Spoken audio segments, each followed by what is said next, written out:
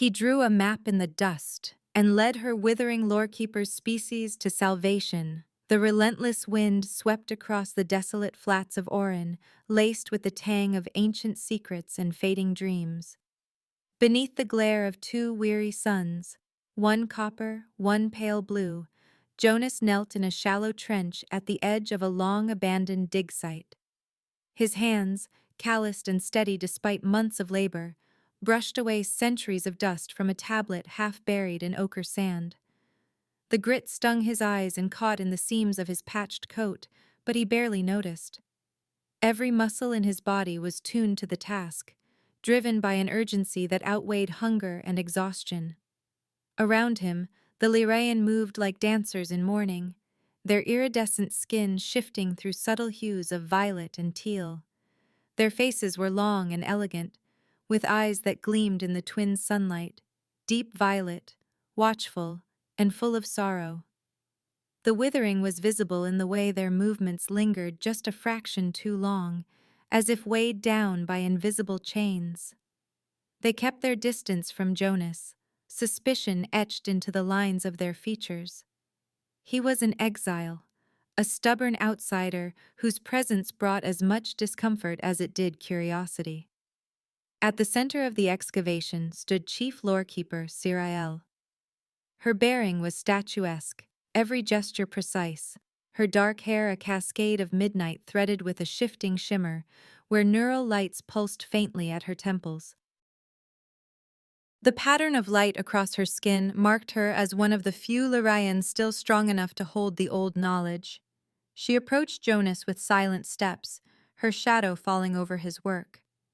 "Your report, Jonas," she said, her voice smooth as riverstone, edged with impatience. "What have you uncovered that requires such fervor?" Jonas glanced up, sweat beading on his brow. He was used to her skepticism, to the way the other Lyraean deferred to her in all things, but he met her gaze with a stubborn intensity.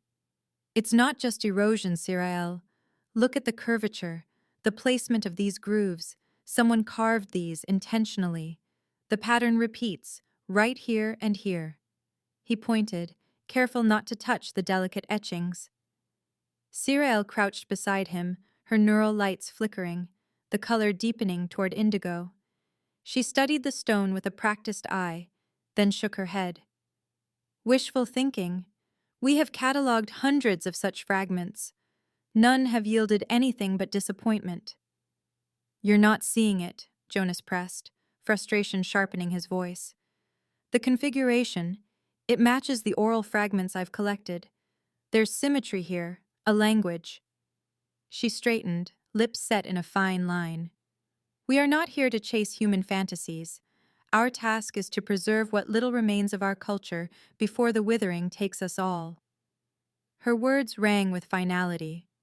Jonas watched her walk away, a trail of dust swirling in her wake. The other Lyrian resumed their slow sifting, and he was left alone with his stubborn hope. He returned his attention to the stone, coaxing away another layer of dust with the tip of his brush. Suddenly, beneath his careful touch, a new symbol emerged, a spiral, bold and deliberate, cleaved by a jagged line. His breath caught. He knew this emblem from the forbidden tales, stories he had gathered in whispered exchanges with the oldest Lyraean, stories of the dispersal heresy, a schism so profound it had been scoured from every sanctioned record. The spiral was said to be a map, a guide to a journey through shattered heavens, to origins lost in legend. Heart pounding, Jonas wrapped the tablet in cloth and slipped away from the trench. The sky was deepening toward dusk, and the repository's spires shimmered in the distance. He moved quickly, weaving between half-collapsed domes and dead machinery, until he reached the sealed gates of the Grand Repository. The Lyraean guards paid him little mind. Jonas was notorious, but to their eyes, harmless. He knelt by the ancient locking mechanism, fingers working over its crystalline nodes. "Come on," he muttered, pulling a battered device from his pocket. It was a simple logic cipher, built from human intuition, something the Lyran had never quite learned to counter. With a low click, the vault admitted him. Inside, the air thrummed with the stored glow of knowledge. Shelves stretched toward the distant ceiling, filled with memory crystals, inscribed tablets, and forbidden codices. Jonas hurried, heart in his throat, searching for any reference to the spiral. He pieced together half-erased glyphs, fragments of myth, cross-referencing dates and names that had been blotted from history. He was so absorbed that he didn't hear Siriel enter until she stood before him, flanked by two silent guardians. Her neural lights blazed, pulsing with fury and something more dangerous: fear. "You dare violate the sanctum?" Her words cracked like thunder in the stillness. Jonas held his ground, holding out the tablet wrapped in cloth. "Siriel, wait. Look. This symbol, the spiral. It's not just a myth. It's a map, a guide to something your people lost, something that could matter." He stepped forward, urgency in every syllable. "You can't keep running from hope." She snatched the tablet from his hands, scanning the etching. For a moment, her mask slipped, the lights at her temples flickering in agitation, her pupils dilating. "This symbol is forbidden for a reason, Jonas. You know nothing of the pain it caused." He lowered his voice, appealing to the scholar beneath the leader. "You're a Lorekeeper. Aren't you curious what's behind the legend? If the Enclave of Calith exists, if the answers to the Withering are there, don't you want to find them?" The guardians glanced at each other, uneasy. Siriel's composure cracked, just for a heartbeat. "If I grant you this, I risk everything," she whispered, her voice raw. "My standing, my life, for a human's dangerous hope." Jonas held her gaze, silent. Finally, Siriel straightened, resolve settling over her features. "There is a place, Calith, sealed for generations, buried beneath ash and lies. I will take you there, Jonas, once. Do not make me regret this." Their fates bound by forbidden knowledge, they slipped from the vault's silent glow, stepping into the uncertain dusk. Jonas and Siriel crossed the ochre plains in a silent hovercraft, tension thick between them, unsaid words riding the currents with the orange dust. Siriel guided the craft with a steady hand, her eyes fixed on the horizon where the ruins of Calith rose like broken teeth. The obsidian spires jutted from the earth, twisted and scarred, black glass shimmering beneath the dying sun. A low hum vibrated through the hovercraft's hull, the only sound in a world holding its breath. Siriel broke the silence first, her voice as taut as a drawn wire. "We should not have come here. My people, my ancestors, believe Calith is cursed. A monument to arrogance, to what we lost when we turned our backs on the sky." Jonas stared at the approaching ruins, jaw set with stubborn hope. Legends are just history with the details worn away. Curses are the same, warnings from the past, half remembered. Don't you want to know what really happened? Her neural lights flickered, blue and violet, betraying uncertainty. "There are things even a Lorekeeper should not seek." He leaned forward, searching her face. "And what if those things are the key to saving your people? The truth matters, Siriel, even if it hurts." She said nothing, but did not slow the hovercraft as it glided toward the shadow of the largest spire. The ground beneath them was scorched and barren, the air tinged with something sharp and metallic. They set down in silence, the craft settling on a patch of blackened stone. Jonas climbed out, the crunch of gravel beneath his boots loud in the emptiness. He squinted up at the ruins, spires melted by ancient heat, archways collapsed, everything half swallowed by drifting sand. Siriel hesitated by the craft, her arms folded tightly across her chest. "I will not go far inside," she warned. "There are stories of those who entered and never returned." "Stories," Jonas echoed with a crooked grin. "My specialty." He moved along the base of the nearest spire, running his fingers over the warped stone. "There's a pattern here. See how these fissures radiate out? They're too regular to be natural. Something's hidden." Siriel approached reluctantly, her skepticism clear. "You see what you wish to see." Jonas grinned and pulled a scavenged metal rod from his pack, the end blunted by years of use. He began tapping at the stone, listening for changes in pitch. Sirael watched, one eyebrow arched, as he crouched and probed, his movements more instinct than method.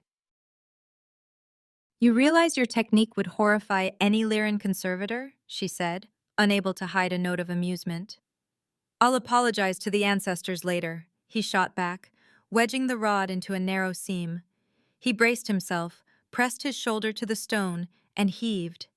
For a moment nothing happened, then with a dull groan the panel shifted, revealing a darkness beyond.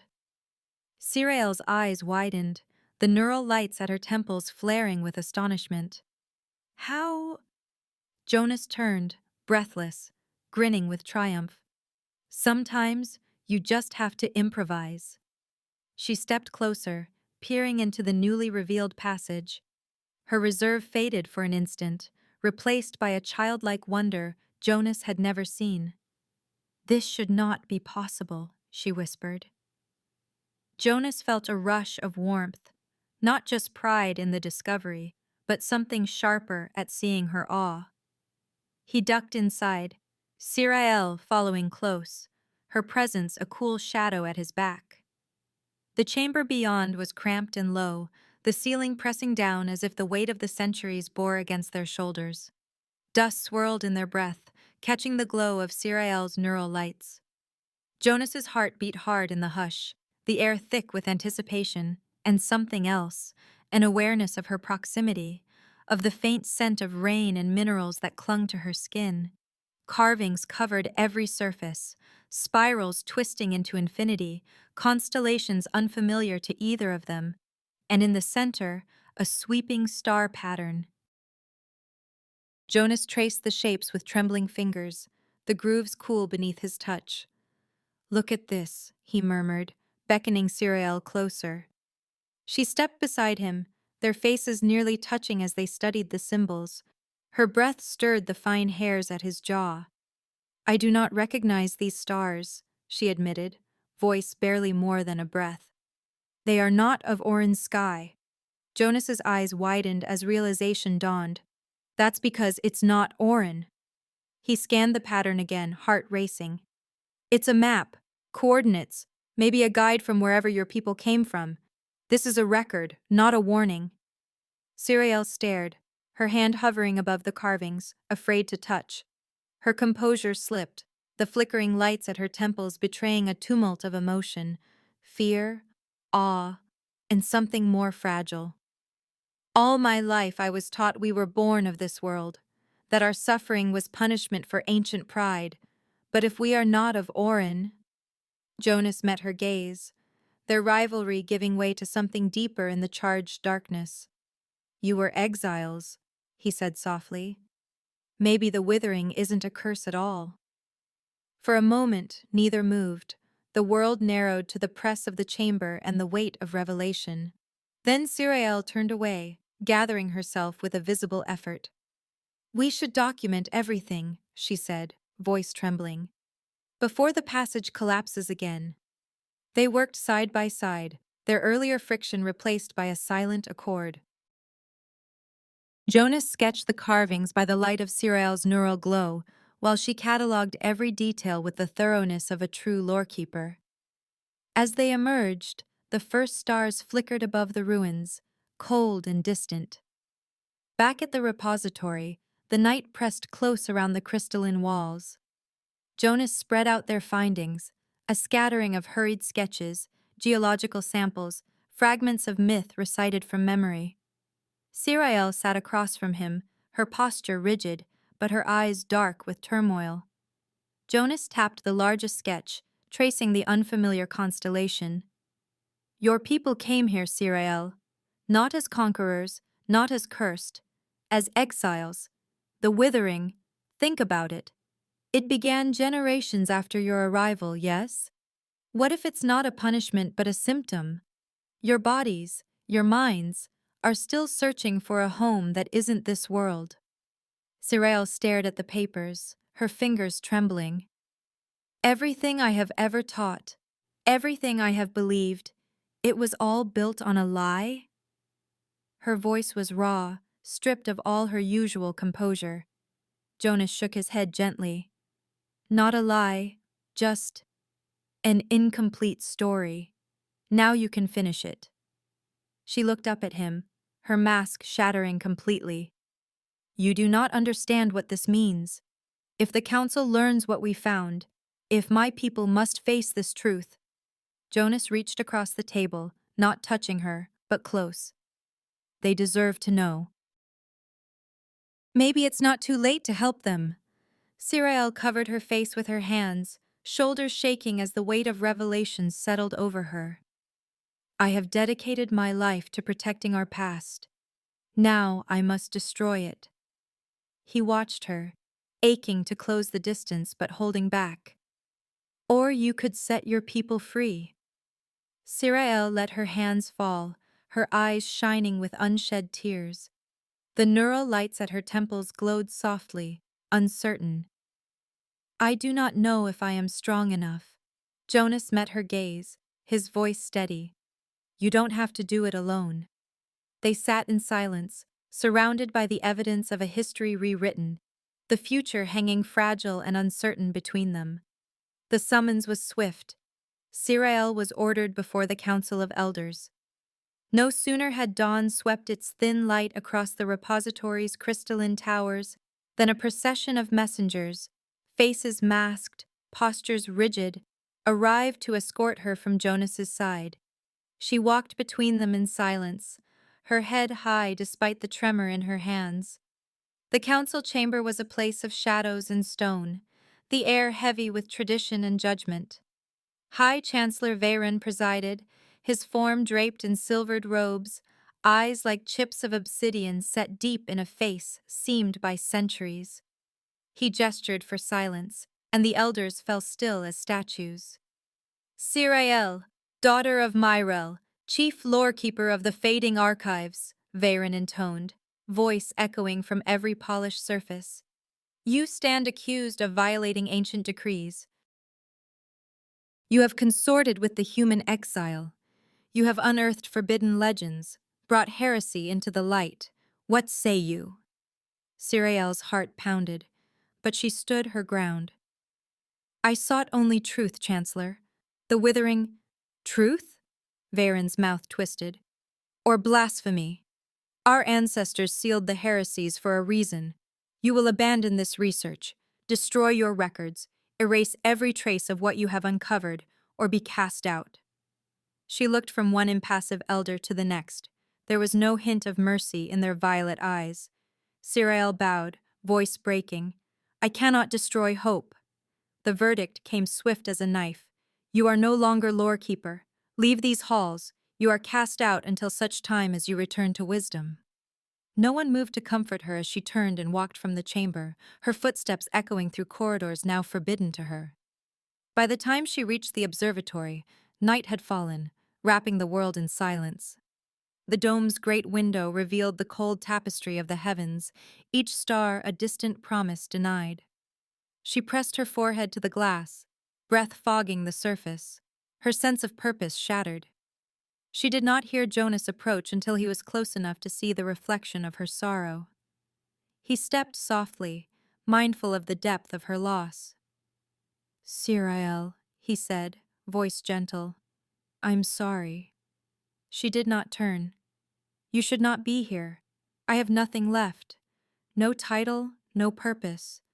I have brought disgrace on my family, my people. For what? Old stories and impossible hopes. Jonas watched her, the pain in her words a knife twisting in his chest. You followed the evidence, wherever it led. That's all I've ever tried to do. At last, Sirael faced him, her eyes shining with unshed tears. And what has it cost? I have lost everything. He stepped closer, uncertain, searching for words. Sometimes, he said softly, you have to lose what you thought you were to become who you're meant to be. Her composure faltered, a crack in the mask she'd worn all her life. For the first time, she reached out, her cool fingers trembling as they rested on his hand. The contact was startling, her skin smooth and almost cold, his warm and rough from a lifetime of digging in the earth. The gesture was intimate, tentative, yet full of meaning. Siriel's gaze dropped, and Jonas, heart pounding, covered her hand with his own. "We can't give up now," he whispered. "I'll help you save your people, whatever it takes." Siriel closed her eyes, leaning into his embrace, letting her guard drop. For a moment, there was only the two of them and the silent stars. When she finally spoke, her voice was steady, full of quiet hope. "Then let us begin." Determined, Siriel left the observatory for Jonas's quarters, her movements purposeful despite the ache in her heart. Jonas followed, uncertain but resolute. In the privacy of his small, cluttered room, she drew herself up and pressed her palm to the access panel. The system recognized her authority, barely still valid, and chimed its assent.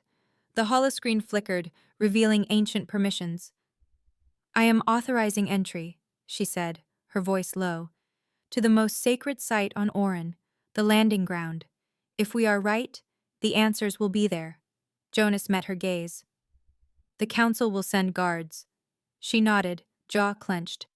"We have until dusk. After that, there will be no way back." They packed quickly, gathering data, tools, and what little food they dared carry. As the first shadows stretched across the repository's spires, they slipped into a battered hovercraft. Siriel's neural lights dimmed to avoid detection. They skimmed low over the dying land, past skeletal forests and cracked salt pans where the Withering's touch was absolute.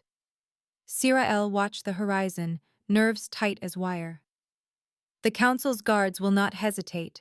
If Commander Talon is with them, he will not be swayed by rank or sentiment. We must be swift. Jonas checked his satchel, making sure the sketches and data crystals were secure. "You focus on slowing them down. I'll solve the puzzle." The landing ground was a plateau encircled by ancient pillars, monoliths black as night, each carved with symbols nearly erased by wind and time. The ground was flat, stone worn smooth by countless centuries. In the center, the tallest monolith cast a long, shifting shadow as the twin suns sagged toward the horizon. They leapt from the hovercraft, Jonas immediately scanning the area. "I remember the legend, arrival at the alignment of the twin suns. The tallest monolith's shadow must fall on the spiral's heart." Siriel nodded, her eyes scanning the perimeter. "Hurry, I will try to delay them." Jonas raced to the central stone, eyes searching for signs, grooves, marks, anything to hint at the hidden spiral. He pulled out chalk and a brush, crawling across the rock, feeling for subtle dips beneath the dust. As he worked, voices echoed from the path below. The council's guards, boots striking stone, talons barked orders slicing the quiet. Siriel strode to meet them, every inch the Lorekeeper she had been. "Commander Talon, by my authority you are to stand down. This site is under ancient protection." Talon's eyes narrowed. "Your authority is revoked, Siriel. Stand aside." She lifted her chin, neural lights pulsing. "You would defy the sacred traditions? The elders themselves would not dare." The guards hesitated, caught between reverence and fear. Cyril pressed her advantage, voice ringing clear. "You will not disturb the rites of the landing. Remain where you are." Meanwhile, Jonas climbed the tallest monolith, measuring the angle of the suns, squinting as the copper and blue light shifted. He descended, marking the spot where the shadow crept. There, barely visible, a vast spiral, nearly erased, etched into the stone. He fell to his knees, tracing the lines, heart racing. Dust rose around him as he connected fragments, recalling every myth, every map they had uncovered. Siriel glanced back, anxiety flickering across her face as Talon advanced, but the guard's loyalty wavered under her command.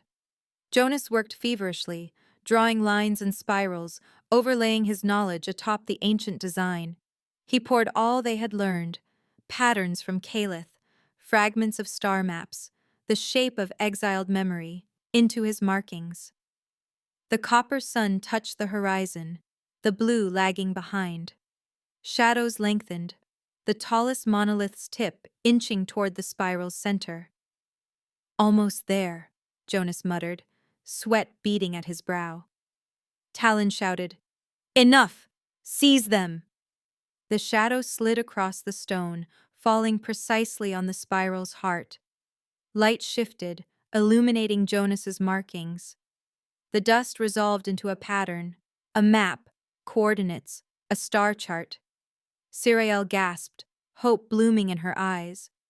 The way to a new world, hidden in legend, was at last revealed. Patrol skimmers landed, weapons at the ready. Their hulls flashed with the blue insignia of the Council as they fanned out around the ancient plateau, boots pounding the stone. Commander Talon emerged at the head, his uniform immaculate, eyes cold with duty and something else. A flicker of uncertainty as he took in the spectacle before him. The spiral resolved, Jonas kneeling at its heart, Siriel standing tall beside him, the twin suns casting them both in stark relief. Talon's voice boomed, every syllable edged with tension. "By order of the Council of Elders, cease your actions and surrender at once." His hand hovered near his sidearm, the guards behind him raising rifles in trembling unison. Jonas rose, arms half lifted in appeal, dust clinging to his coat and sweat streaking his face. "Commander, just a moment. We are on the verge of something, proof, not heresy. Let us finish this, and I'll surrender freely." His words hung in the air, desperate, as he shot a glance at Siriel. Siriel's neural lights pulsed, her bearing unbroken. She stepped forward, voice calm but commanding. "Commander Talon, you know me. You know my family's service. Stand down. Allow us the time to confirm what we have found. The Council will want answers, not executions." Talon's jaw clenched. For a heartbeat, respect warred with obedience in his gaze. He gave a curt nod, signaling his troops to lower their weapons, if only slightly. "1 minute, that's all." Siriel didn't waste a second. She slipped her wrist console free, linking it to the plateau's buried relay. The old systems hummed, a green glyph flickering to life on her display. She toggled through encrypted menus, bypassing layers of protection, finally accessing the orbital observatory's ancient interface. "Jonas, your coordinates." Jonas recited the numbers, voice steady despite the tension. Siriel keyed them in, her fingers deft. The console's screen filled with cascading symbols and swirling star fields, searching for a match. The silence grew thick, broken only by the distant wind and the low buzz of powered weapons. Talon's eyes never left Siriel, yet doubt was growing there, questions he dared not voice. Then, with a soft chime, the observatory's system responded. Coordinates confirmed. A single green light blinked at the edge of the star map, marking a world in System 42 Delta Aurum. Habitable, unclaimed, a beacon in the night. The display projected the spiral's alignment, the constellation pattern matching the ancient carvings. Siriel's breath caught. Jonas stared in disbelief, then let out a half-laugh, half-sob. "You see? It's real. It was always real." Talon stepped forward, lowering his weapon. The guards wavered, caught between centuries of law and the certainty unfolding before them. "That cannot be forged," Talon said, eyes fixed on the glowing map. Siriel's voice was clear, ringing out over the plateau. "This is what we sought. Legend, data, and science united. The proof is before you." The plateau seemed to exhale, tension draining as truth superseded myth. The guards slowly holstered their weapons, and Talon bowed his head, the rigidity of command melting into awe. Back in the capital, the city thrummed with unease as word spread, heretics returning not in chains, but under escort. Jonas and Siriel were marched through crystalline corridors, flanked by silent guards, the stairs of the Lyrians sharp as blades. They entered the council hall, its vaulted ceiling echoing with the history of the race. The assembled elders a wall of violet eyes and unreadable faces. Chancellor Varen presided at the dais, his presence ironclad. He rose, robes rippling, voice thunderous as it rolled through the hall. Sirael Jonas, you stand accused of blasphemy, of spreading chaos and lies among our people. You have defied the ancient order. What defense do you offer? Jonas stepped forward, his heart hammering. I am not Lyraean. I know that. But I have seen your pain. I have felt your hope.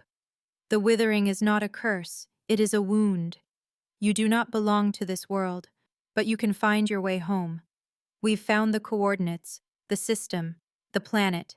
You cannot ignore this any longer. Varen's lip curled. Your words are chaos, Jonas. Human fervor masquerading as reason. You would see us led astray by half-truths and desperate fantasy. The elders murmured, some nodding, others stone-faced. Sirael laid a steady hand on Jonas's arm, grounding him. She turned to the council, her voice clear and strong. I do not speak as a convert. I speak as chief Lorekeeper. The evidence is irrefutable. The ancient tablet, once thought nonsense, is fractal code. Our legends are not fairy tales, but encrypted data. The observatory has confirmed the destination. We have coordinates, star patterns, and cross-referenced myths. Jonas's intuition guided us, but it was rigorous analysis that made sense of it. We have proofs, not merely hope. She presented the tablet, the star map, the observatory's readout. Screens flickered with overlays, the spiral, decoded, the legends, transcribed and matched, the orbital confirmation. One by one, the council members bent forward, examining the data, whispering among themselves. Old arguments, once as solid as the stones of Orin, began to unravel. Varen's voice lost some of its force. And if you are wrong? If this is a cruel mirage? Sirael met his gaze, unflinching. Then we have still given our people hope. But if we are right, we have given them a future. A hush fell, broken only by the low hum of the network as news spilled beyond the chamber's walls. Word leapt from node to node, spreading like fire. For the first time in generations, the Lyraean network pulsed not with resignation, but with hope. Outside, in the plazas and gardens where the Withering's shadow had lingered for centuries, faces turned upward. Lyraean hands reached for one another, neural lights sparking in patterns unseen for a lifetime. The legend was alive. The curse was broken, not by magic, but by discovery. Plans for exodus began that very night. The first Arkship was drafted in luminous blueprints, engineers and lorekeepers working side by side, urgency overtaking caution. Crystalline hulls took shape in the shipyards, powered by a fusion of ancient wisdom and hard-won science. Sirael directed the effort, her authority restored, her eyes brighter than ever. Jonas moved among them, no longer an exile, but the one who had read the stones and found the path home. Some greeted him with wary respect, others with open gratitude. Children followed him through the corridors, their laughter a promise of days to come. In the dusk, Sirael and Jonas stood side by side, watching the Arkship's frame rise against the fading suns. She reached for his hand, her touch no longer hesitant, her neural lights a gentle glow. The journey was only beginning, but for the first time, the path ahead was marked not by despair, but by hope, etched in starlight, and bound by everything they had risked to find it. On a ridge above the bustling shipyard, Jonas watched the Arkship Dawnrider take shape, its crystalline hull gleaming beneath the twin suns. Sparks arced across scaffolds as Lyrian engineers swarmed like insects, their iridescent skin flashing amid the blue and copper light. The air rang with the rhythm of labor, calls, laughter, the thrum of fusion welders. Yet Jonas stood apart, lost in the enormity of what had been set in motion. Sirael stood beside him, transformed from Lorekeeper to project leader. Her hair was swept back, dark waves woven with filaments of neural light, her posture both regal and relaxed. The lines of worry that once creased her brow had softened, replaced by a focus that seemed almost luminous. She watched the Ark ship with pride and a measure of awe, her eyes reflecting the shipyard's brilliant chaos. "Can you believe it?" Jonas said, breaking the companionable silence. "All those years we spent searching for fragments, and now, look at them, building a new world with their own hands." Sirael's lips curved in a small, wry smile. "There are moments when I wake before dawn, certain it is a dream. Then I see the Ark ship rising, and I remember, this is real. We are no longer a people waiting for the end." Jonas hesitated, the weight of uncertainty pressing on him. "They want you to lead the new council. That's not a surprise. You're the heart of this." She turned to face him, studying him with that unblinking intensity he had come to know so well. "And what of you, Jonas? Where do you see yourself in this future? Will you stay, now that your work is done?" He glanced at his hands, rough and scarred from years of digging, of searching. "I'm not sure I belong here. I'm not Lyrian. Maybe my part was just to find the map and point the way." Sirael stepped closer, her presence grounding him. "You are the cartographer of our hope," she whispered, her cool hands coming to rest against his chest, above the steady beat of his heart. "Do you not see it? You are the reason we can dream again." Jonas looked down into her eyes, shimmering with possibility. "I was only ever good at finding the path. I never knew where it would lead." She smiled, a fierce, brilliant smile that chased away his doubts. "It led you here. To me." She kissed him then, a kiss that was fierce and claiming, full of promise and the fire of new beginnings. Her lips were cool, her embrace certain, and when she finally drew back, her breath mingled with his. "Your journey isn't over, Jonas," she murmured, voice trembling with emotion. "It's just begun." Hand in hand, they turned to face the horizon, the Dawn Rider's gleaming hull reflected in their eyes. The shipyard below was alive with hope, and for a moment, the pain and doubt of the past seemed to fall away. They were partners in forging a future among the stars, and the universe had become wide again. The launch of the Dawn Rider was more than a ceremony. It was an awakening. On the day of departure, the city's avenues thronged with Lyrian, their neural lights flickering in unison, a living network of anticipation. Elders presided over the final blessing, their voices lifted in a song not heard for generations. Sirael stood at the head of the delegation, her words ringing out across the fields. "This is not an ending, but a return to ourselves. Let hope be our engine. Let memory be our compass. Let us find the world that once was promised." Jonas stood beside her, his role uncertain but his place undeniable. When the Dawn Rider's engines flared and the Ark ship rose above the battered plains, the crowds wept and cheered as one. The withering, once a pall over every face, seemed to recede with the ship's ascent. Years passed in the shadow of that first launch. The Dawn Rider became a symbol, her hull immortalized in murals and holograms. Shipyards multiplied, their scaffolds rising like forests along the coastlines and plains. Sirael, now first guide, oversaw every detail: ship design, passenger selection, the preservation of history and language. She worked tirelessly, her vision expanding with each challenge. Jonas became chief cultural advisor and lead navigator. He taught the Lyran children the stories of Earth and Orin, weaving human myth with Lyran legend, forging a bridge between worlds. He charted routes through unknown space, his maps works of art as much as science. For many, he was an enigma, alien, beloved, respected for the fire that had kindled their exodus. Their bond deepened, forged in long nights over star charts and in quiet moments stolen beneath the twin suns. They were partners, confidants, and lovers, united by the fire of renewal. Sirael found in Jonas a freedom she had never dared imagine. He found in her a home he had never thought possible. Their love was quiet, fierce, and enduring, and in their union the Lyrians saw a new kind of future, one not bound by blood, but by choice. The withering faded as hope returned.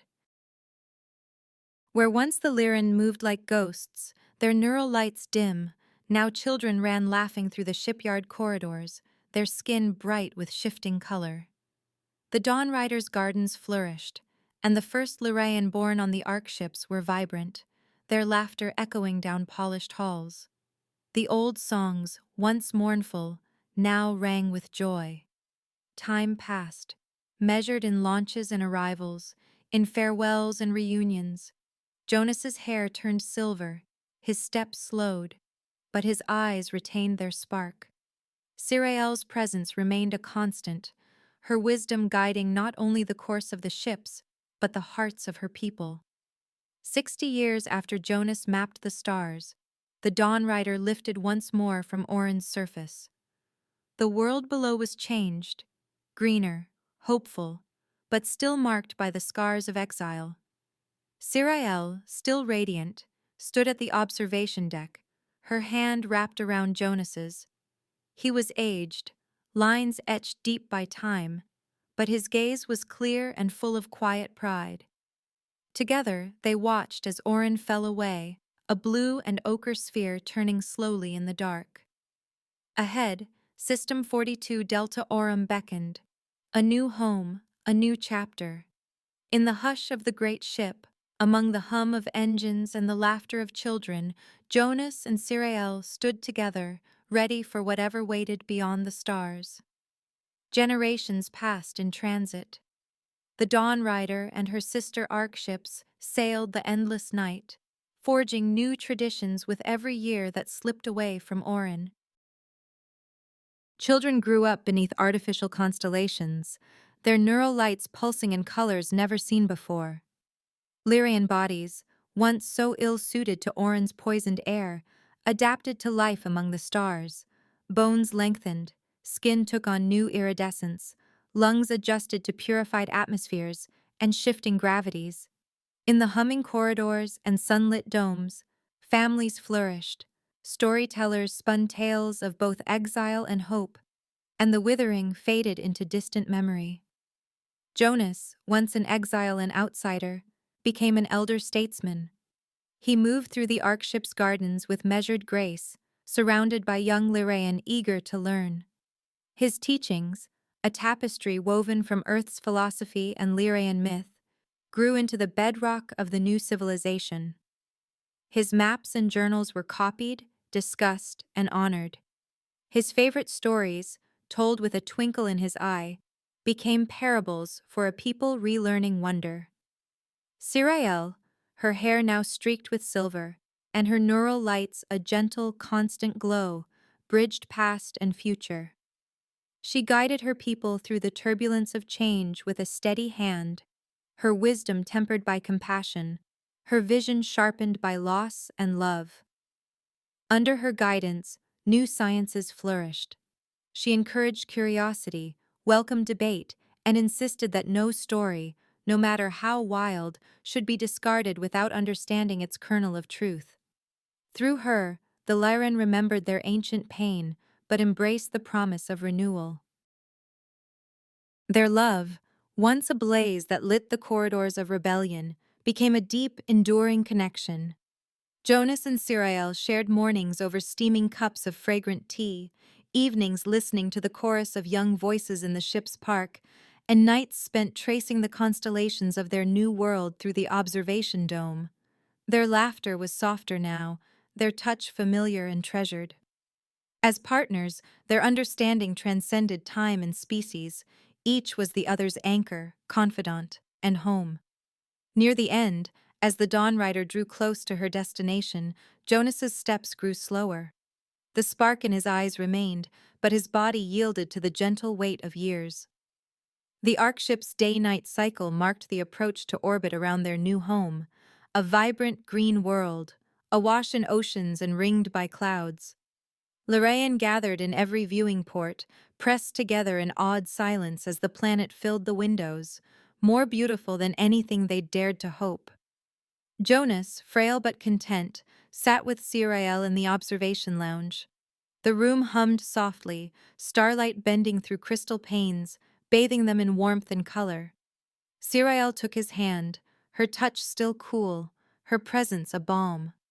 She gazed at the world below, voice trembling. It's more beautiful than the legends promised. Jonas smiled, lines deepening at the corners of his eyes. It's home, he replied, a peace settling over him like a gentle tide. All the years, all the searching, it was worth it to see you here, to see this. Siriel leaned close, her forehead resting against his. You gave us a future, Jonas. You showed us how to hope again. He closed his eyes, her words a blessing. You were always the future, Siriel. I just read the dust and followed where you led. They shared a final, gentle moment, her hand clasped in his, the hum of the ship and the murmur of their people all around them. As the first rays from the New World's sun spilled across the lounge, Jonas's breath faded. He slipped away quietly, his legacy secure in her heart and in the unfolding story of the Lyran. Sirael presided over Jonas's memorial on Lyrana, the new homeworld. The ceremony drew Lyran from every Ark ship, their skin aglow in mourning and celebration. Sirael stood at the front of a wide green valley, the wind tangling her silver-streaked hair, the neural lights at her temples shining bright with memory. She spoke, her voice carrying across the assembled crowd. Jonas of Earth, the mapmaker of our salvation, saw hope where others saw endings. He bridged the gulf between worlds and taught us that the smallest act, a question, a mark in the dust, could alter the fate of a people. May we never forget his courage or the love that carried us home. His grave overlooked the valley, the marker carved with the spiral and jagged line that had become the Lyraean symbol of passage and return. Wildflowers and vines crept over the stones, life blooming where once there had been only memory of loss. Children left tokens, maps drawn in charcoal, crystals, fragments of old star charts, each a quiet tribute to the human who had read the stones and found their path.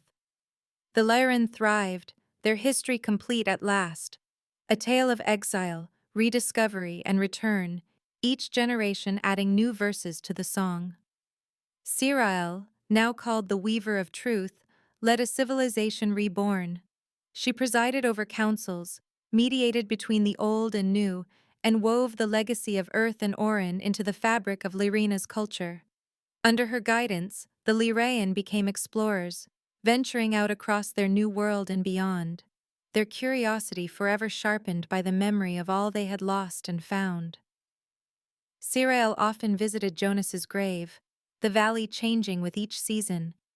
She would sit among the wildflowers, sometimes alone, sometimes joined by young Lyraean, eager to hear the stories only she could tell. She would speak of Jonas, of his stubborn hope, his unpredictable brilliance, and the laughter he had brought to her ordered world.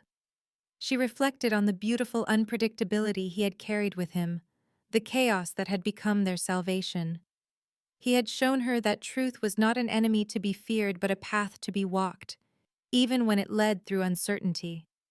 In his memory, Sirael encouraged her people to question, to search, and to love without fear.